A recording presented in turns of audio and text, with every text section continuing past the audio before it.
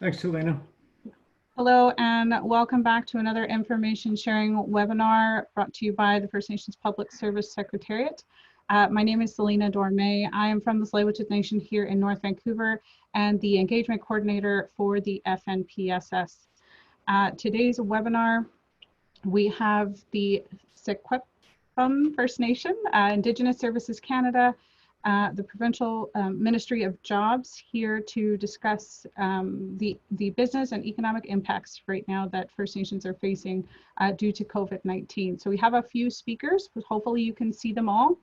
They can give you a wave, but I'm going to introduce them very briefly. We have Bill Guerin, the Associate Regional Director General for Indigenous Services Canada. We have Greg, Business and Investment Council, and with the Ministry of Jobs, Economic Development and Competitiveness. We also have David S. Russell, Director of Lands and Economic Development of Indigenous Services Canada, and Councillor Jeanette Jules with the Secwepemc First Nation. So thank you so much for joining us. I think we're going to go ahead and hand it over to Bill first. All of our speakers are going to give an overview for a few minutes, and then we'll move on to Q&A and answer your questions live. So I'm going to go ahead and pass it over to Bill. Thanks, Helena, and good afternoon, everybody. I'd like to begin just by acknowledging that I'm speaking today from the unceded traditional territory of the Squamish Nation, Tsleil-Waututh, and Musqueam people. Hopefully everybody can still hear me. My screen's frozen. So I'd also like to thank the First Nations Public Service Secretariat for hosting the webinar and enabling the opportunity to get together like this. Today's webinar is really an opportunity to hear directly from you so that we can understand in particular what the economic and the business impacts in each of the individual communities are due to COVID-19. Every community is unique and every community's business structures are unique. So it's really important for us to actually be able to have a dialogue with each and every community so much as possible to truly understand what the unique differences are. We know there's a lot of questions out there. We'll be able to provide some answers this afternoon. I'm sure we won't be able to answer all your questions.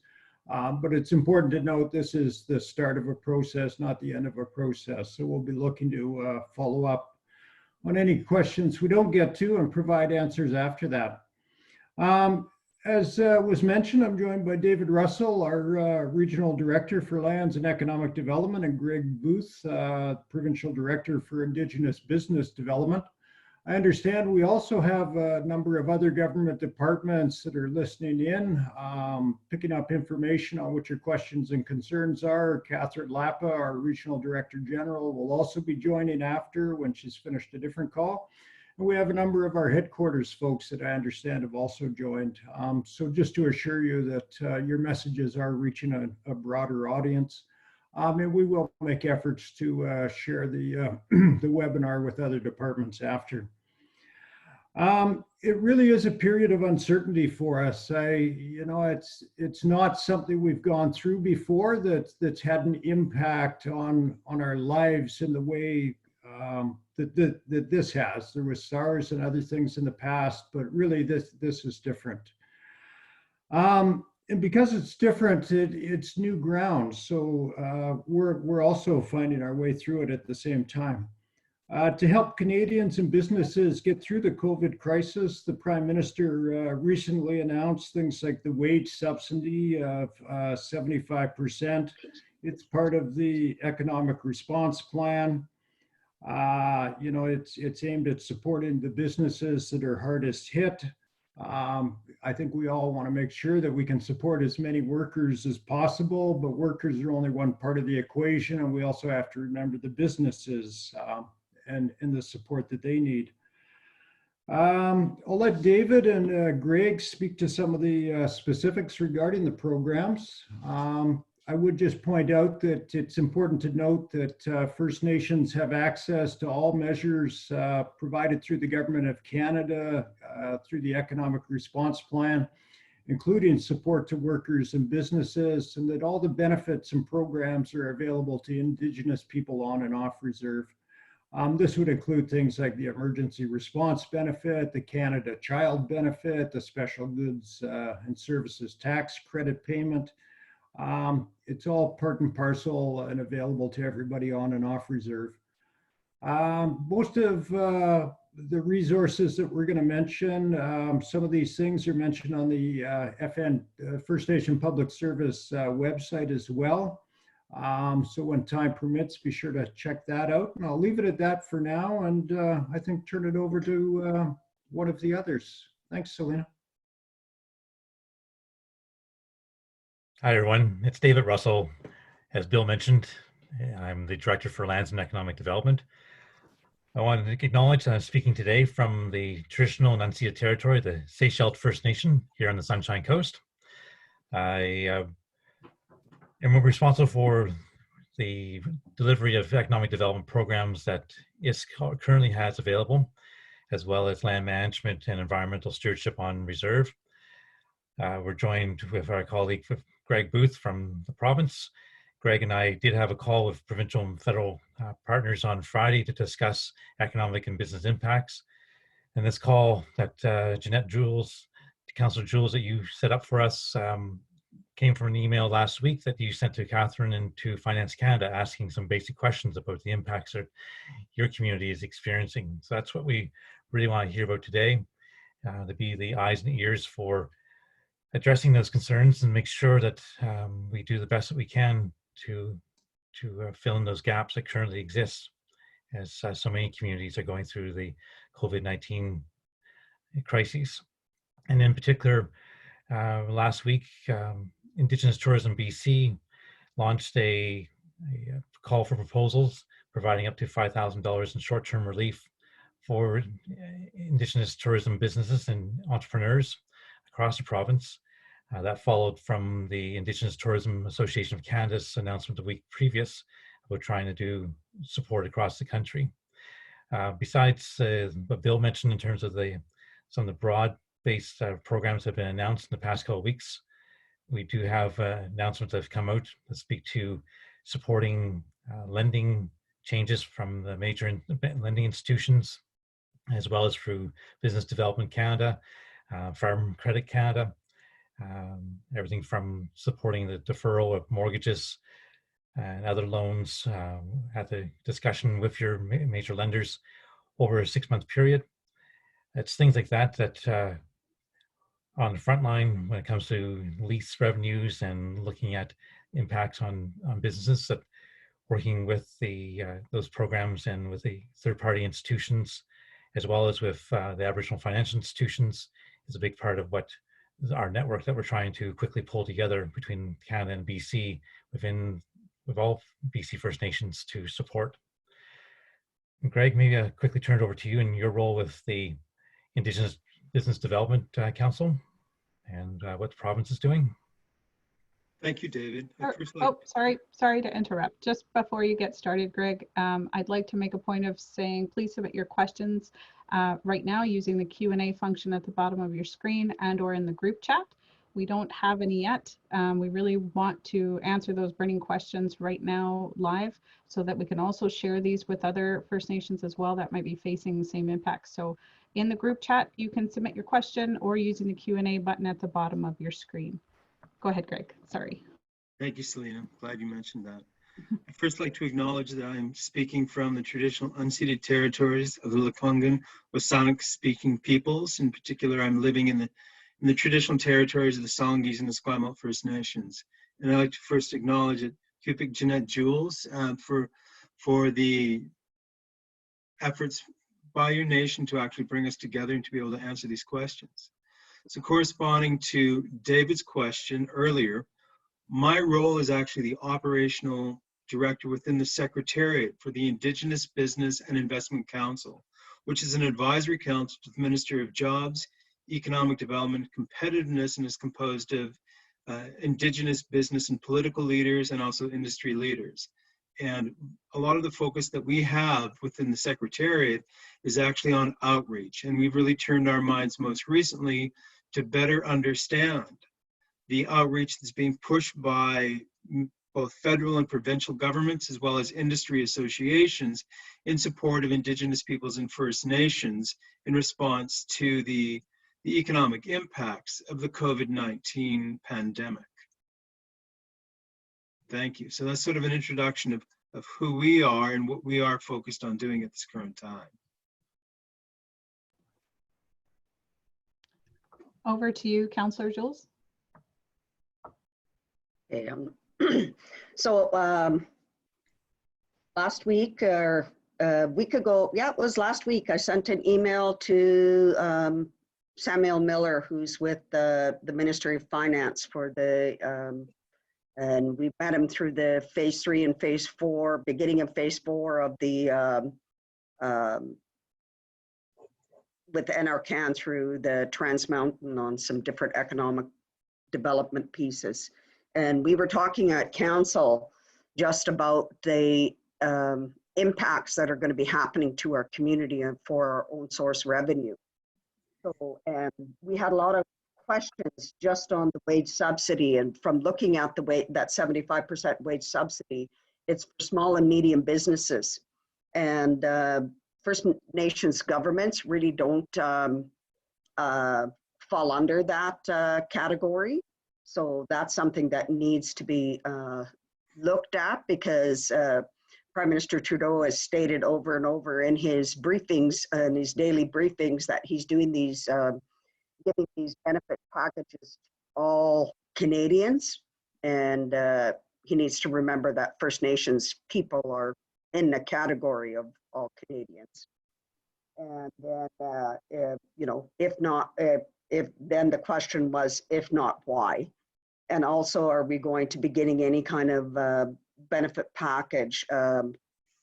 We did have to lay off quite a few of our staff and are keeping on essential services staff.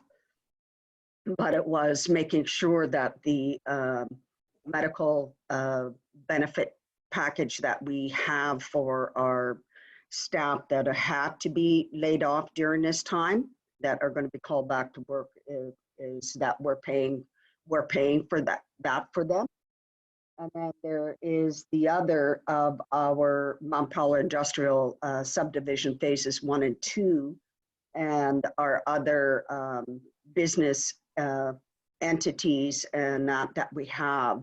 So we have leases and taxation that we collect.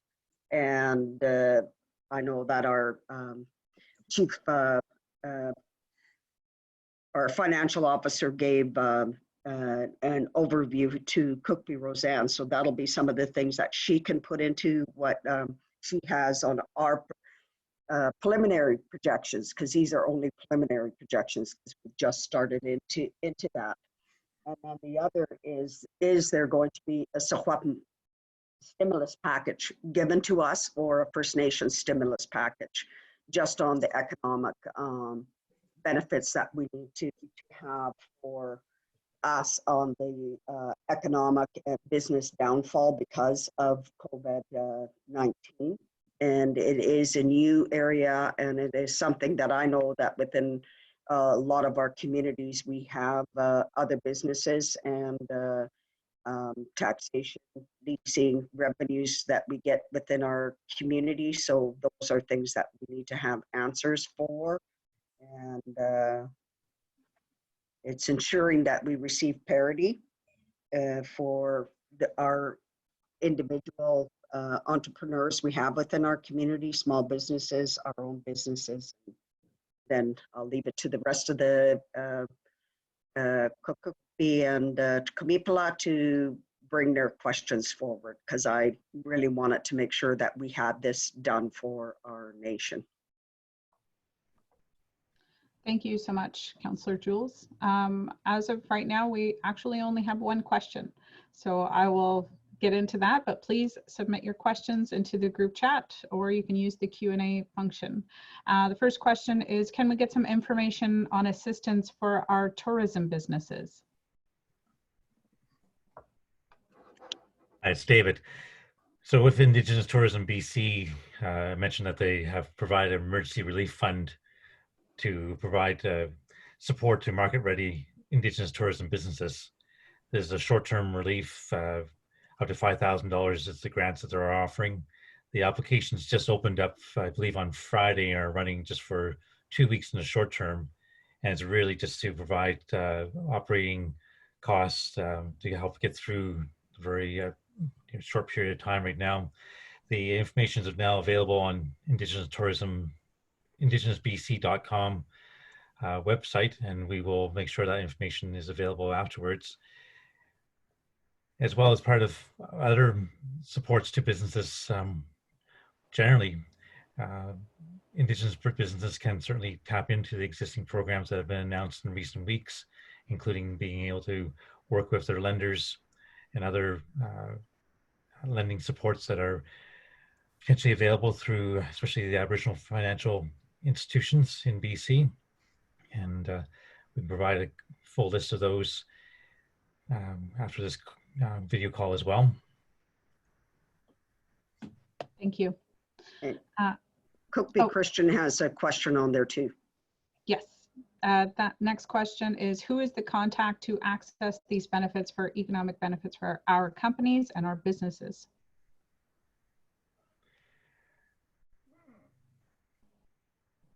Greg, that's when it comes to businesses and the question that was just posed by Selena, who's the best point of contact?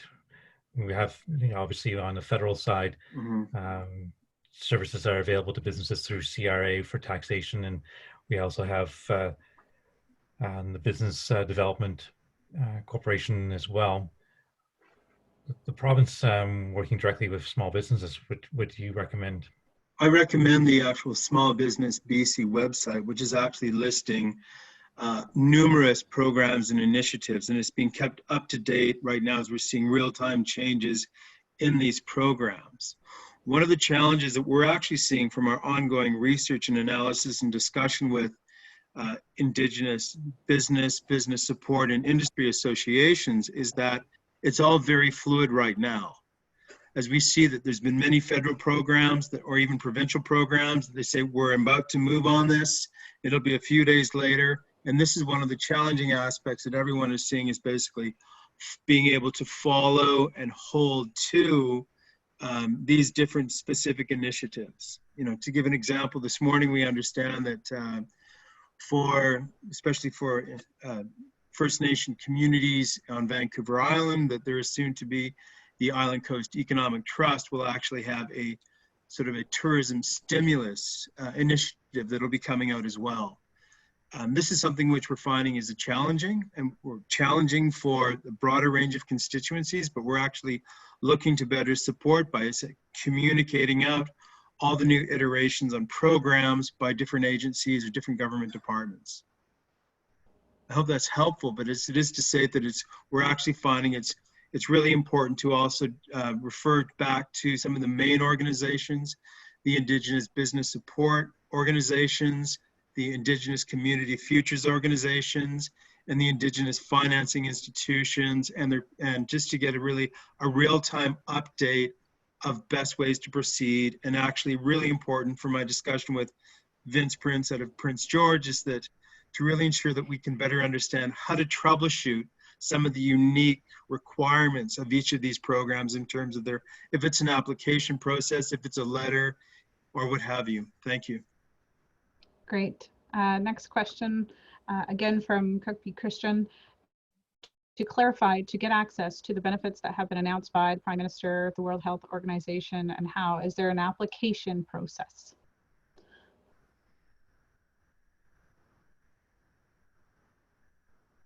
Hi, it's Bill here.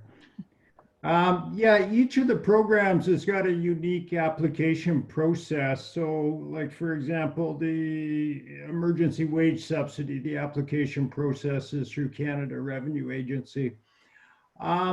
Unfortunately, there's a bit of navigating that's required to all the plethora of different programs, and there will be different contacts for each of the different programs and initiatives as well.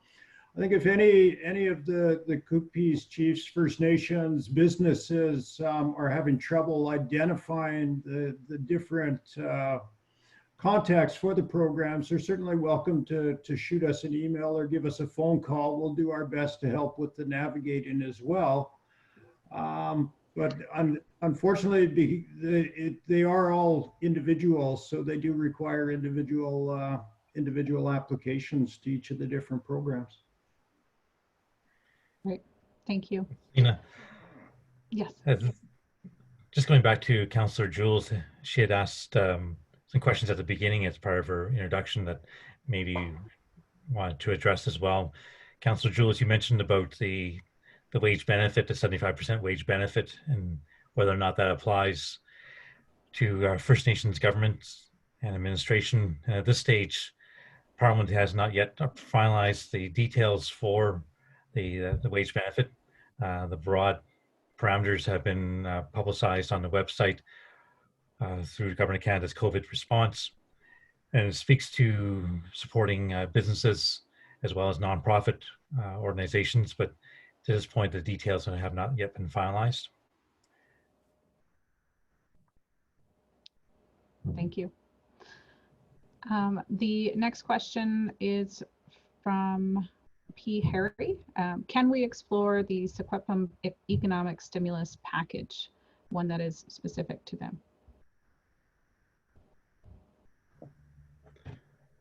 Well, at a broad level, I can certainly say that the impacts on Indigenous communities across the country is getting a high level of attention within many federal departments on what can be done and what gaps currently exist that need to be addressed. Over the next in the near future, working with the province on trying to coordinate as much as we can the types of impacts, the analysis that is needed to understand where those gaps exist, and then being able to work back towards programs that currently we have available.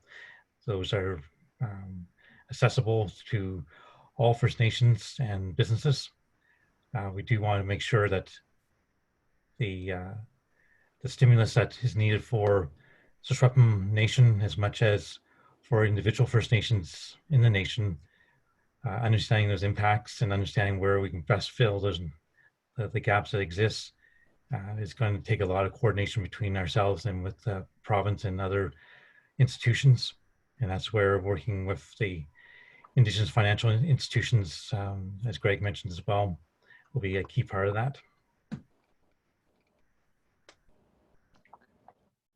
And if I could, Councillor Jules, one of the ongoing activities that we're pursuing is engaging with Indigenous organizations to really better understand the specific needs of different businesses within that. We're realizing that there is a spectrum, and we need to be able to work together with organizations to better understand how the distinct needs of each sort of business group, whether it's from sole proprietors through to economic development corporations, how they can really be supported.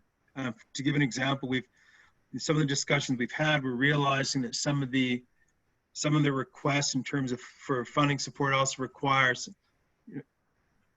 cash flow issues of sort of being able to write cash flow projections, or the challenges with cash flow projections. And we've also been told that that's actually quite challenging for many small businesses who are in this situation right now. So we're actually seeking, what are the ways we can better work together to find the support that can actually work in a virtual world like we're in now, in order that these very small businesses can access the resources they need in order to get the support that they require.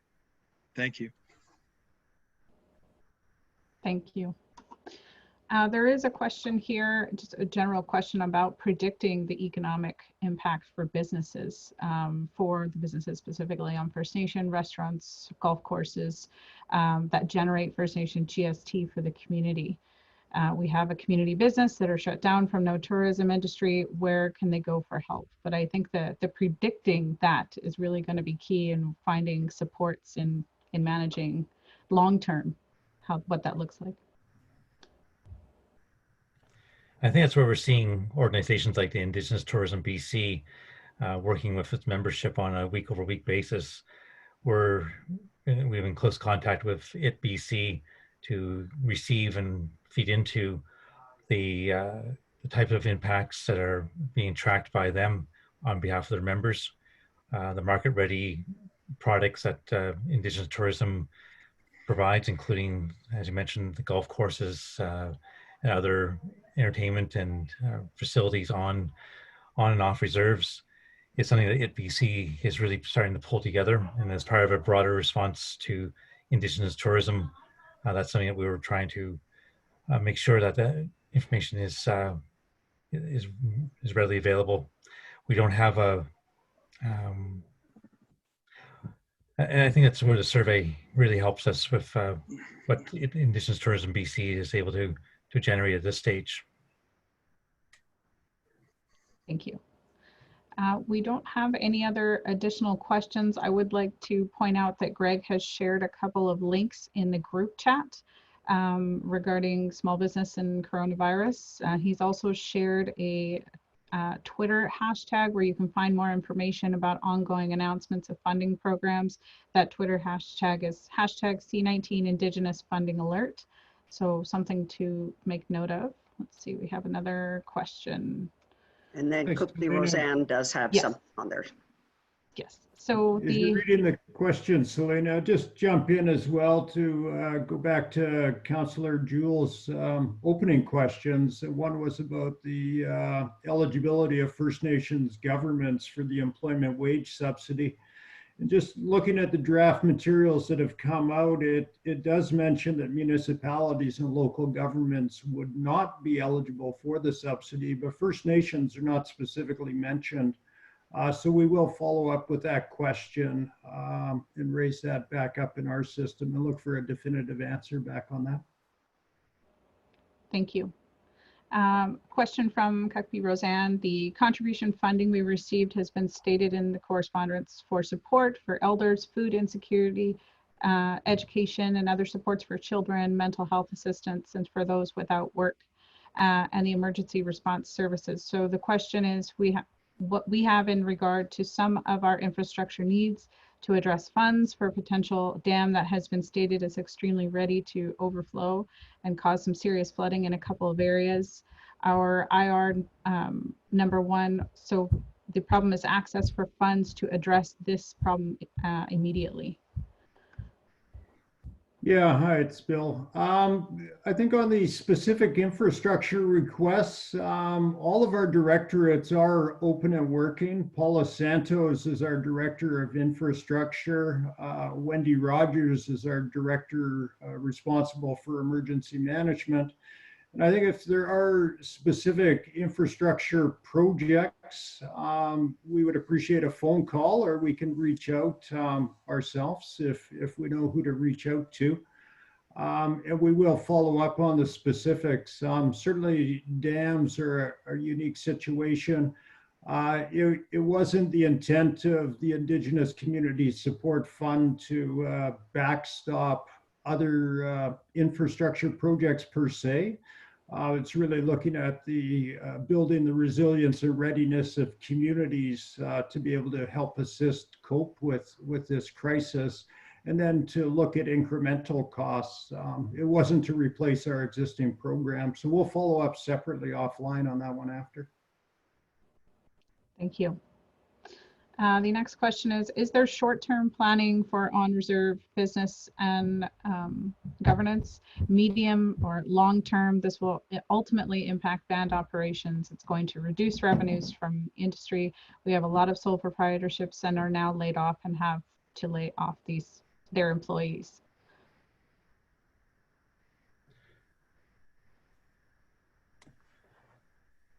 So I guess in a general response, we do have the existing economic development programs that are available that we could leverage for capacity around some of these considerations. When it comes to the Community Emergency Response Fund itself that Bill was just mentioning, that there are provisions there to help with assessing the needs associated with the COVID emergency itself, and being able to help provide some of that technical support directly in response to COVID-19.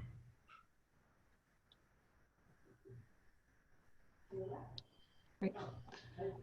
Next question is, given that existing government programs are in place for economic development, is it envisioned that some federal and provincial programs will be topped up beyond normal fiscal allocations? Well, generally, as I mentioned before, there is a lot of consideration being given to what needs to be done for Indigenous business and economic impacts right now. There's no specifics that I can speak to at this moment, but the topping up of existing programs, for example, is certainly one of the considerations that are underway right now. It's Bill here as well. I would add, if First Nations have specific interests and priorities, you know, it would certainly be beneficial to us to know what your specific priorities are or interests are, so that we can also help feed that into the system, you know, as they look at other measures down the road as well. And this is Greg speaking. I also think when we're seeing with the provincial government, they're actually looking to, as much as possible, immediately address through different crown corporations, such as we see through BC Hydro and some of the BC Hydro relief for either residential or small business power bills at this time, also with ICBC. And I think it's a matter of just seeing that this is going to probably happen in an incremental way, and for small businesses, home-based businesses, to just be aware that this may be this is the manner in which it will unfold, and to be looking to take advantages of these programs as they do come up and will continue to come up. Thank you. Great, thank you. Kukpi7 would like to speak to you, Bill, and Paula Santos offline. He's just made a comment about that in the group chat. So I'll leave it to you to connect afterwards. There was another question. Some people had to leave the webinar. Just want to reiterate that it is recording right now. We will share this on our website afterwards. The panelists here have agreed to follow up on any other questions that we didn't get a chance to answer, although there are no lingering questions at the moment. So it is accessible on our website and will be reshared. Next question is, has there been any examples of banks making changes to payment schedules?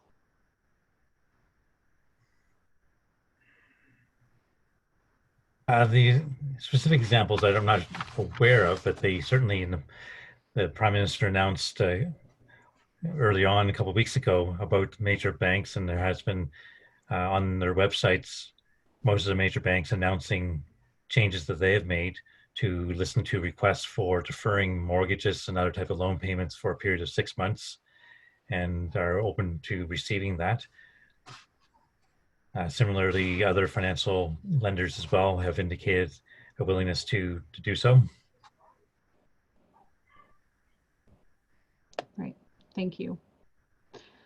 Another question. Another area, Selena, where it would benefit us as businesses and First Nations individually follow up with the different lending institutions. If there are problems that are being encountered, it would be useful for us to know.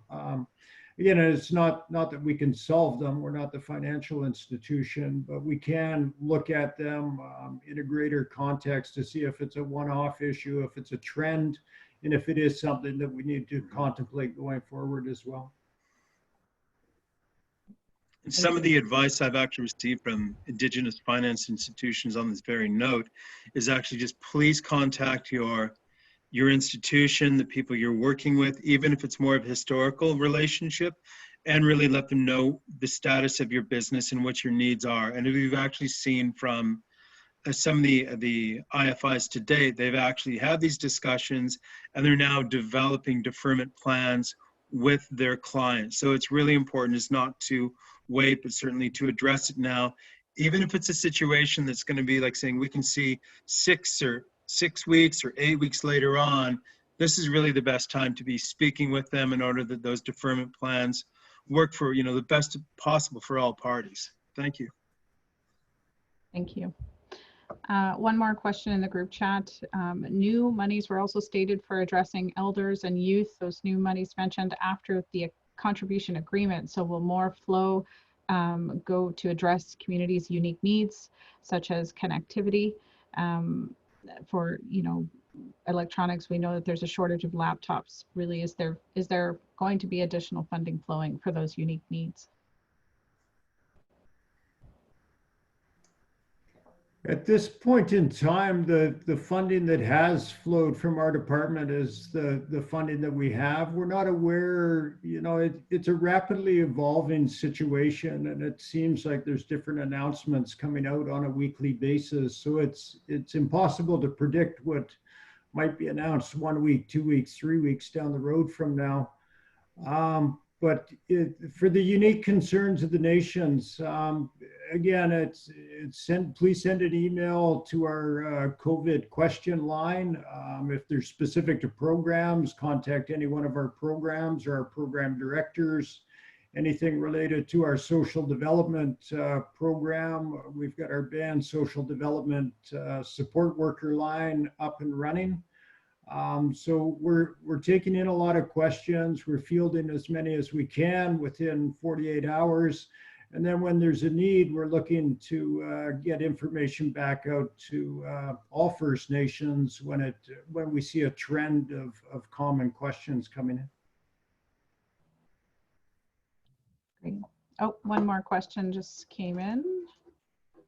Let's see. Is there funding for First Nation bands themselves who have laid off employees who have on reserve housing or rentals?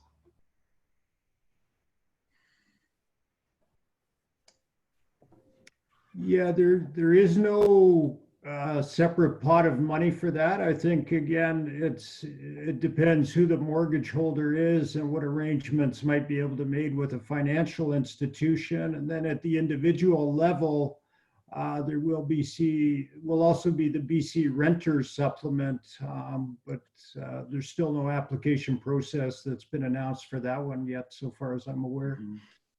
So it's a bit of a wait and see in some respects on that one. Thanks, Bill. I really think it's a matter of also just staying in touch with these programs as they come up quite quickly. We know that there's enough awareness within the province to actually ensuring that whatever provincial programs that are coming out, there will be a very clear Indigenous lens put on them to ensure that Indigenous households aren't facing obstacles to access these programs. And it's very important for us to understand quite quickly if that is happening, so we can address this matters in real time. Thank you. Great, thank you. Another question is, can the band store and gas bars be subsidized? Because it's suffering, we must stay open as an essential service to our communities.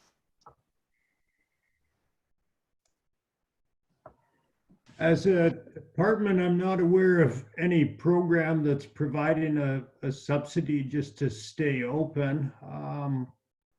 You know, again, as for each situation is unique. So I'm not sure who the caller is, but they're welcome to give David Russell a call after, speak to the specific circumstances of that business, and David will bring in other people as required on our side. Thank you. We don't have any new questions so far. I'm wondering if I could just pose a question to all of you. If people are submitting questions directly back to you and inquiring what is the turnaround time they can expect to hear some type of response or plan for the future. Well, on specific questions that have been raised during this town hall, we can certainly provide a response based on the available information within the next couple of days. There may be other proposals and announcements that come out over the next coming weeks as this whole emergency evolves. As soon as information is posted and is public, we are posting things from both federal and provincial sources through the First Nation Public Service Secretariat. That site is sort of the repository for everything that is being released in real time, including updates from our Regional Director General that go to First Nations on a daily basis. Thank you. Thank you. And very much similar to the province is that, you know, if you have a very specific question, please address it to us. I mean, you could address it to me and one of our team will be able to respond to it. We are just seeing a constant stream of new information coming out on a regular basis, and the best we can do is to be able to provide access and clarity on this information. Thank you. Thank you.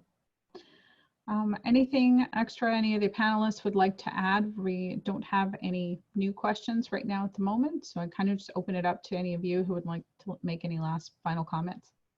Yeah, I do, because I sent all of the questions in earlier. Is we, as the Secwepemc, need to know what is going to be the stimulus package given to us because of the economic downturn in the because of COVID-19, and that's to our businesses and our economic development. We are starting to get questions from our locatees, our CP holders, on what is going to happen from the projections, the preliminary projections that we got from our finance people today, is that we're going to have a drop of 15 to 30% of revenue. We need to know what is going to happen, what is going to be given to our communities, and to make sure that whatever is out there, that it is a package, because a lot of it says here is for BC. It doesn't say Indigenous First Nations specific. Neither is some of the pieces that are coming from the federal government. And then when you go and you start researching it, it is only for non-Indigenous businesses and economic development companies. So we need to ensure that all of those things move forward, and that whoever you're going to be dealing with at the provincial level, because that's where it always ends up going, is to the provincial organizations, is that Patrick Harry and Kukpi7 Christian, they should be sitting on these committees so that they can bring those back to us, so that we can move forward on what we're doing and what we need within our organizations. Because when you take a look at the big drop in the revenue stream for us on our own source revenue, on the leasing and the taxation that we receive, that's going to be a big hit to our community. And not only to ours, it's going to be to the other communities who have leasing and taxation on their reserve lands. And we're not talking about our fee simple lands. You know, like, how are these things going? It's going to really impact us, and we have to take a look at that. And you got two other questions. Thank you. Would any of the other panelists like to respond to that before I move on to the next question? Yeah, hi, Councillor Jules, Bill Guerin here. Certainly as we get information, we will pass it along. We try not to be a source of delay in moving information out. And your concerns are noted. We're hearing them from First Nations across the province. And we will certainly push them up into our system for awareness at in Ottawa, and our national headquarters as well, where they're also working on options for the department going forward, you know, to address some of the issues that have arisen. Thank you. Yes, and Councillor Jules, and thanks again for you stating this quite clearly, and that at the provincial level, we just need to be diligent and ensure that whatever stimulus package that is going out within the province ensures that there's no obstacles or exclusion of Indigenous communities from that. It is very important for us to hear this right away. So if that is the case, so we can be addressed. Thank you. The next question was, biggest question, seasonal employees that rely on tourism season for work or EI and or summer students that use their time as on-the-job skill development and wages for their personal needs will not be receiving post-secondary funding, and or the younger ones make enough for school clothes and personal needs in the new school year. he also added to that, we also have elders that supplement their pensions with this employment, and we utilize their knowledges and skills to teach the next generation as these elders are getting older. Will they be around for us the next year? It's very true but sad, very sad but true concern. If I could, maybe I could take a first look at this, is that this has actually been an ongoing question for us about the whole issue of seasonality of employment. And we were actually looking at, we're trying to better understand the wage subsidy. But it's important to note that the wage subsidy is actually, its reference is last year. So it would have been the last year's wages. And so that although the details are not clear, as it's been stated on Conference Board of Canada sites and other sites in the program itself, in looking for a wage subsidy, there is this notion that, you know, we do have a seasonal economy. Those people who are seasonally employed would be employed on that basis. There is going to be some sort of access to wage subsidy for those employees. This is the best of my knowledge right now, although we actually haven't seen this go through, but this is what's happening now. Some of the other issues, as you mentioned, in terms of for student employment and other employment, as it's, I would once again, I would defer back to those specific agencies offering those programs in the past and seeing what they're actually coming out with this year. In my understanding, there should once again be full support for these employment programs. Thank you. Thank you. We are just at about 45 minutes. There is one more question that I'd like to pose, and then we can go ahead and close up. The next question is, can we achieve a similar stimulus package as Vancouver Island First Nations? How do we go about it? Okay.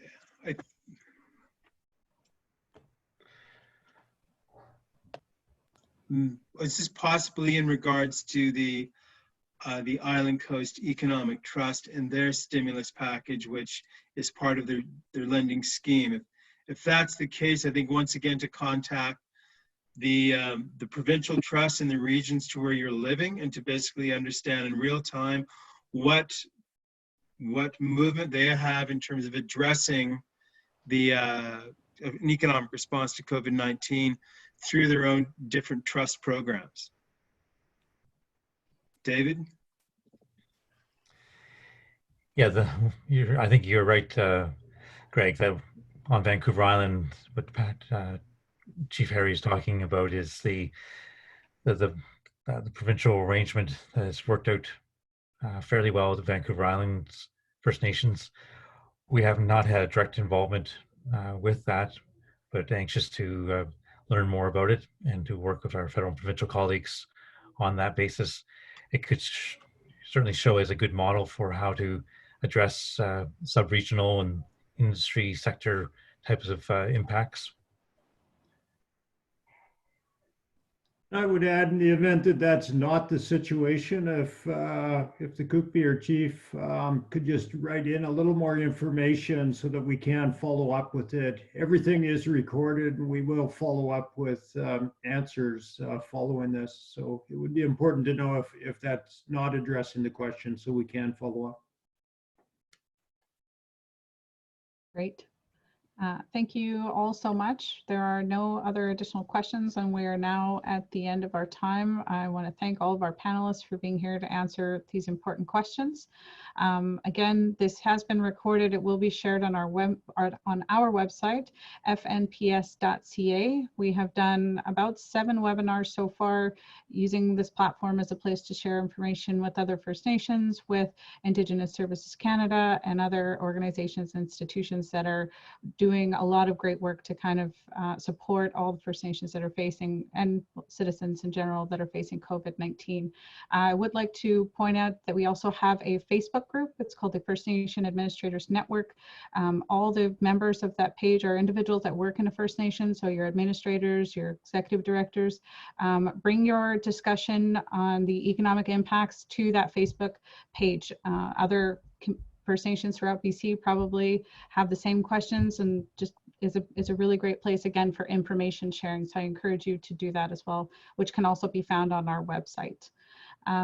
That's all I have for today. So thank you again, all of you so much for watching, and our panelists for providing the information. That's it. Have a good day. Thank you.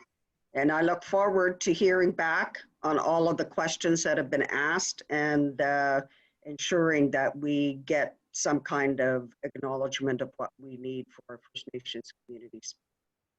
Yeah, and thank you, Councillor Jules, for bringing us together. Thanks to the Kukpis for their questions and also helping bringing us together.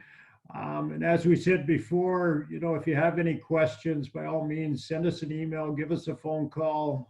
We try to ensure there's no wrong door. So even if we're not the one that has the answer, we will help you get to somebody that can answer the question. Thank you.